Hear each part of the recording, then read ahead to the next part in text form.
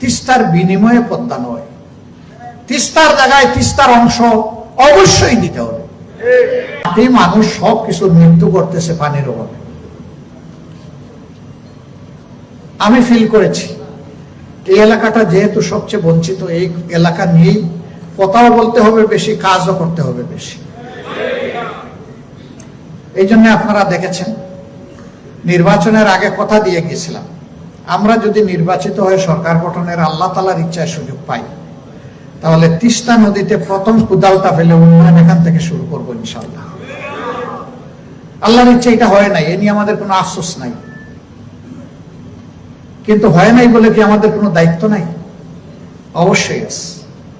এই জন্য প্রথম অধিবেশনের শেষ দিনে আমার বক্তব্যে আমি 5-6 মিনিট সময় জুড়ে শুধু আপনাদের এই এলাকার কথা বলেছি, কিন্তু আমি বিশ্বাস করি আপনাদের যত যন্ত্রণা, যত কষ্ট, যত বঞ্চনা, তার 100 ভাগের 1 ভাগও আমি ভালো করে বলতে পারিনি,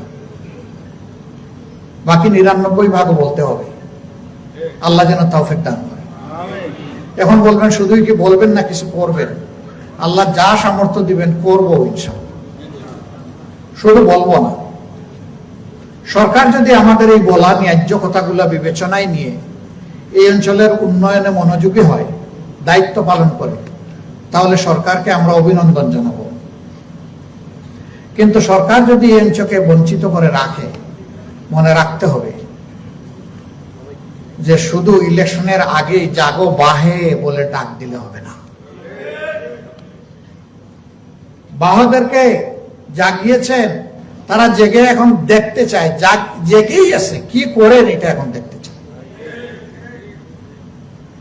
ইতিমধ্যে সাংবাদিক বন্ধুরা এই বাইরে আমরা কথা বলে আসলাম, তারা জিজ্ঞেস করেছে 35,000 কোটি টাকার বিনিময়ে এক নাকে পদ্মা ব্যারেজের পরিকল্পনা পাশ করা হয়েছে, আমরা তিস্তার ব্যাপারে কিছু বলবো কিনা। আমরা বলেছি হ্যাঁ, পদ্মা ব্যারেজও প্রয়োজন, ওটাও আমাদের দেশের অংশ। ওই এলাকার মানুষও ঠিক এইরকমই হাহাকার করছে, কিন্তু তিস্তার বিনিময়ে পদ্মা নয়, তিস্তার জায়গায় তিস্তার অংশ অবশ্যই দিতে হবে। তিস্তা বাঁচলে 2.5 কোটি মানুষের জীবন বাঁচবে, তিস্তা বাঁচলে এখানে সমস্ত জীব বৈচিত্র্য বাঁচবে, মাটি বাঁচবে, মা বাঁচবে, সবাই বাঁচবে। কিন্তু তিস্তা এখন সাকরাতুল মাউতে আছে।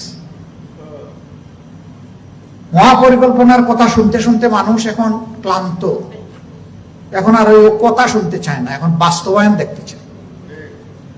সংসদের বক্তব্যে এও বলেছি, আল্লাহর উপর ভরসা করে সরকার যদি এই উদ্যোগ নেয়, তাহলে 20 কোটি মানুষের 40 কোটি হাত সরকারকে সহযোগিতা করবে ইনশাআল্লাহ। প্রবাসীদের জন্য নির্মাণ হচ্ছে দেশের প্রথম স্মার্ট সিটি, যেখানে থাকছে স্কুল, মসজিদ, হাসপাতাল, সুইমিং পুল, হেলিপ্যাড, পাঠাগার, জিম, সুপারমার্কেট, শিশু পার্ক সহ সকল নাগরিক সুবিধা। মাত্র 30 লাখ টাকা বিনিয়োগে মিলছে আকর্ষণীয় ফ্ল্যাট। প্লাটিনাম ইনভেস্টরদের জন্য ঢাকা বিমানবন্দরে ভিআইপি প্রোটোকল সুবিধা। বিস্তারিত জানতে যোগাযোগ করুন স্ক্রিনে দেয়া হোয়াটসঅ্যাপ অথবা ইমো নাম্বারে।